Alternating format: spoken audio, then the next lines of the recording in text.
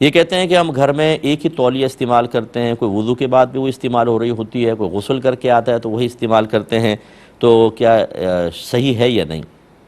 دیکھیں شرعی اعتبار سے تو اس میں کوئی حرج نہیں ہے، کیونکہ اگر آپ وضو کرتے ہیں تو بہرحال اس میں وضو کا پانی تو لگتا ہے، لیکن جب اس کو لٹکا دیتے ہیں تو وہ سوکھ بھی جاتی ہے، اور فرض کر لیں نہ سوکھے کر کے آیا اور آپ نے اسی کو یوز کیا تو مستعمل پانی آپ کو لگے گا، اور یہ ناپاک نہیں ہوتا پاک ہی ہے، اگرچہ اس میں یہ مکروہ تنزیہی ہوتا ہے کہ یہ مستعمل پانی آپ کے چہرے یا کپڑوں پر گرے یا لگے۔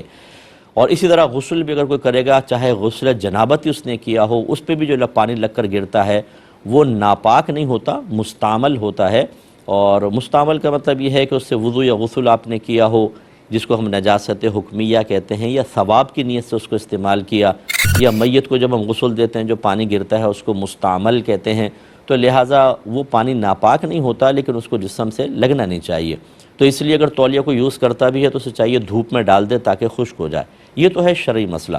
باقی جو طبی نقطہ نگاہ سے ہے وہ یہ کہا جاتا ہے کہ ایک دوسرے کے اس طرح کے ٹاول کو یوز نہ کریں، کہ بعض اوقات اسکن جو ہوتی ہے کھال سینسٹیو ہوتی ہے، حساس قسم کی ہوتی ہے، اور ہر ایک استعمال کر رہا ہوتا ہے تو یہ، اور جہاں گندے قسم کے لوگ ہوں معذرت کے ساتھ کہ ٹاول صاف کرتے کرتے ناک بھی اس سے پہنچ دی، اب دوسرا بیچارہ منہ صاف کرے گا تو پھر آپ سوچ سکتے ہیں کہ یہ قدرتی میک اپ جو اس کے منہ پہ لگے گا وہ کیا ہوگا۔ تو یہ اگر اس قسم کے غلیظ قسم کے کوئی لوگ ہوں تو پھر میری گزارش ہے کہ اپنی اپنی تولیہ رکھیں، اور جو نظافت والے ہوتے ہیں میں نے دیکھا ہے کہ وہ اپنا ایک